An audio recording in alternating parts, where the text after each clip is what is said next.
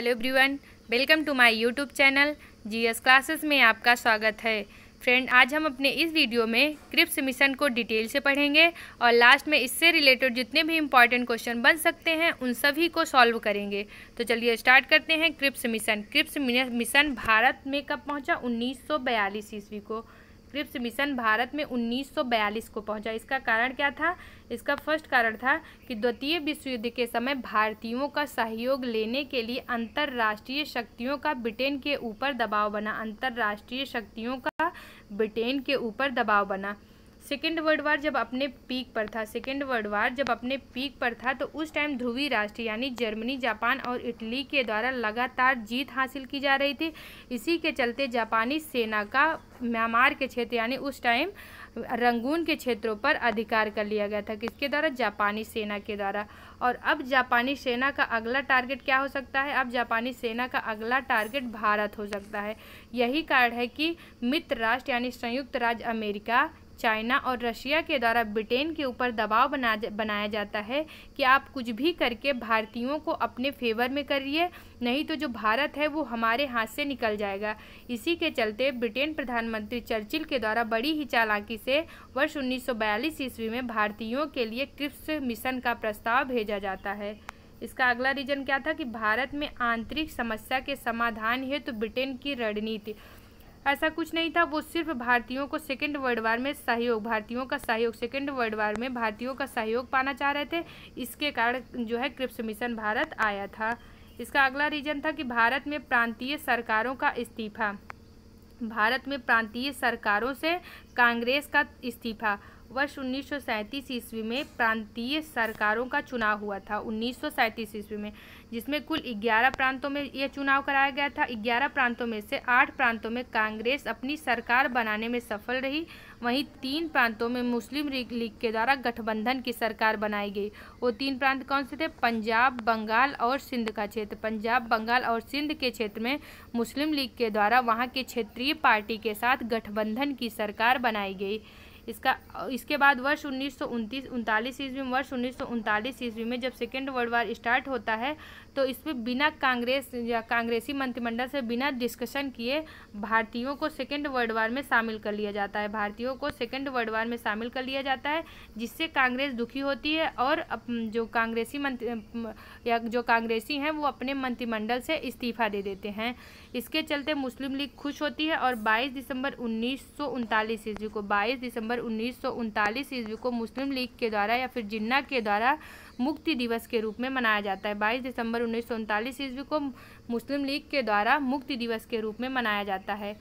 इसका अगला कारण है कि व्यक्तिगत सत्याग्रह। अगस्त प्रस्ताव कब आया था? 1940 ईस्वी में। अगस्त प्रस्ताव 1940 के अगस्त प्रस्ताव से गांधी जी और कांग्रेस दुखी थे। इसी के चलते या फिर उसी अगस्त प्रस्ताव के विरोध में गांधी जी के द्वारा व्यक्तिगत सत्याग्रह की शुरुआत कर दी गई थी, जिसमें लगातार राजनीतिक सक्रियता बढ़ रही थी। इसके डर के नाते भी कहीं ना कहीं ब्रिटेन को भारतीयों के लिए क्रिप्स मिशन का प्रस्ताव भेजना पड़ा, क्योंकि उस टाइम उनको लग रहा था कि जब उनकी सिचुएशन वैसे बुरी है, उस टाइम अगर भारतीय भी उनका साथ नहीं देंगे तो हो सकता है कि उनका वर्चस्व जो पूरे विश्व में लहरा रहा है वो समाप्त हो जाए। तो इसी के चलते 22 मार्च 1942 ईस्वी को क्रिप्स मिशन भारत पहुंचा। 22 मार्च 1942 ईस्वी को क्रिप्स मिशन भारत पहुंचा। इसकी अध्यक्षता कौन कर रहे थे? स्टैफोर्ड क्रिप्स इसकी अध्यक्षता कर रहे थे। वहीं इसके 2 सदस्य थे, पैथिक लॉरेंस और ए बी अलेक्जेंडर।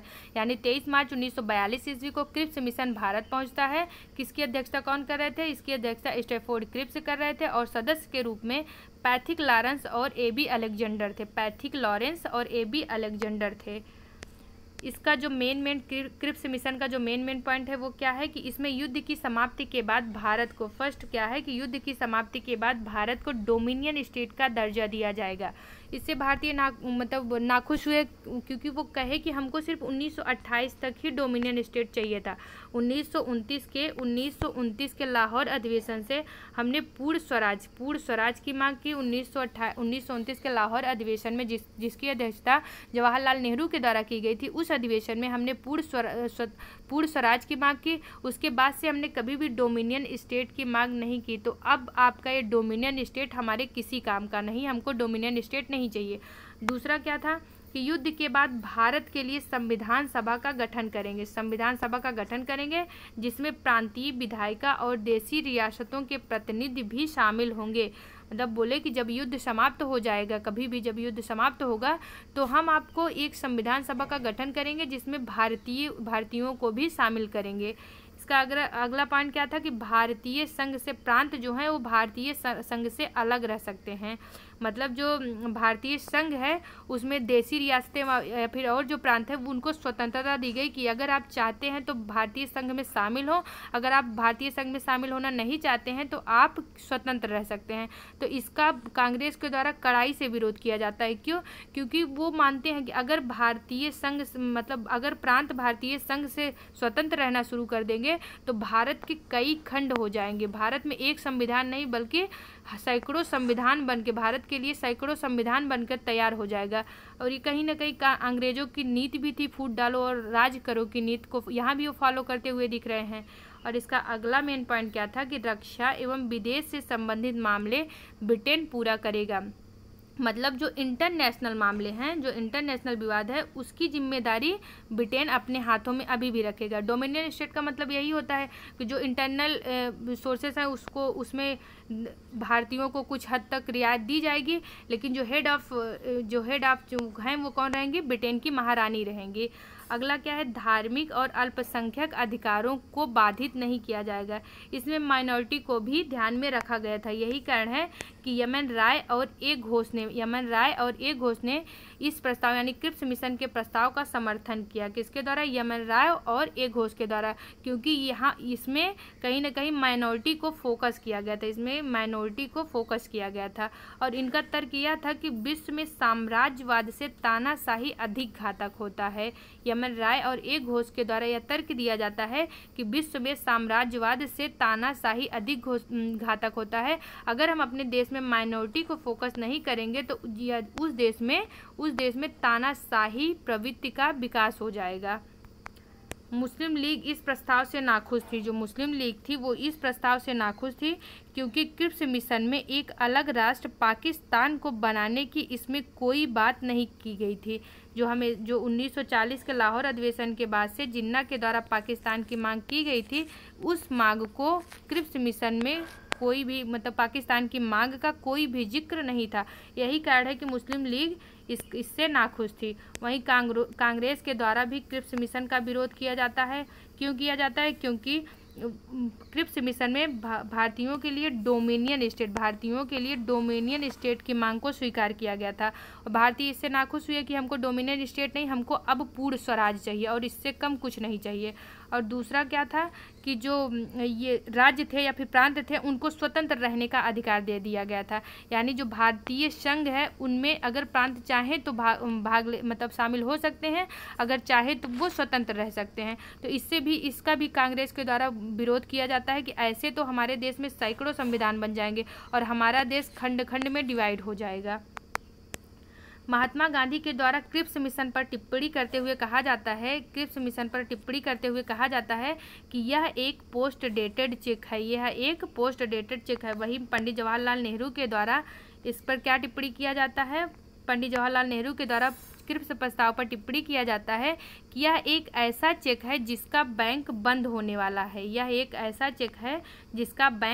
होने वाला है। क्रिप्स मिशन से संविधान सभा निर्माण की भूमिका तैयार हो गई। क्रिप्स मिशन जब आया तो वहाँ से संविधान सभा जो बनाने की भूमिका है वो तैयार होने लगी। और उस टाइम अमेरिका के राष्ट्रपति रूजवेल्ट थे। अमेरिका के राष्ट्रपति रूजवेल्ट ब्रिटेन के प्रयासों से संतुष्ट हुए। चलो आपने जो कुछ किया उससे कहीं ना कहीं भारतीय कुछ हद तक ठीक ठाक हैं, तो अमेरिका के द्वारा ब्रिटेन का सहयोग प्राप्त होने लगा।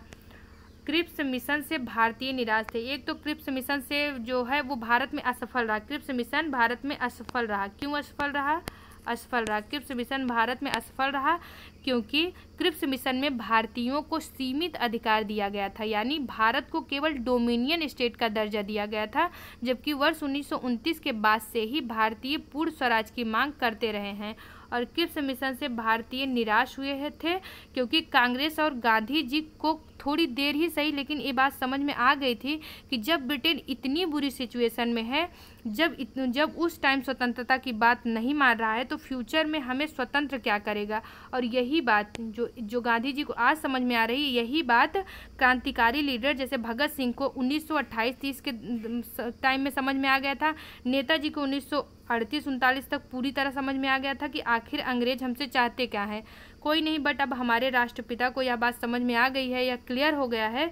और कि अब जो तक गांधीयन फिलॉसफी थी, उनको समझ में आ गया कि अब तक जो गांधीयन फिलॉसफी थी उससे कभी भी स्वतंत्रता नहीं मिल पाएगी।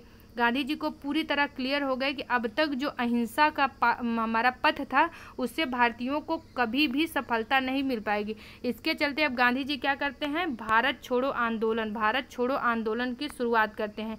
9 अगस्त 1942 ईस्वी को गांधी जी के द्वारा भारत छोड़ो आंदोलन की शुरुआत की जाती है। भारत छोड़ो आंदोलन को हम अपने अगले वीडियो में पढ़ेंगे। उम्मीद करती हूँ कि ये जो टॉपिक था क्रिप्स मिशन, ये आपको समझ में आ गया होगा। अब इससे रिलेटेड जितने भी इंपॉर्टेंट क्वेश्चन बन सकते हैं उन सभी को सॉल्व कर लेते हैं। निम्नलिखित में क्रिप्स मिशन से संबंधित गलत कथन को चुनिए। तो गलत कथन चुनना है। इसका फर्स्ट है, ये क्या है, भारत के लिए डोमिनियन स्टेट की मांग को स्वीकार किया गया था। भारतीयों के लिए संविधान सभा के गठन की बात की गई थी। भारतीय संघ में शामिल होने के लिए प्रांतों की स्वतंत्रता थी। हाँ, प्रांतों को इसमें स्वतंत्रता दी गई थी।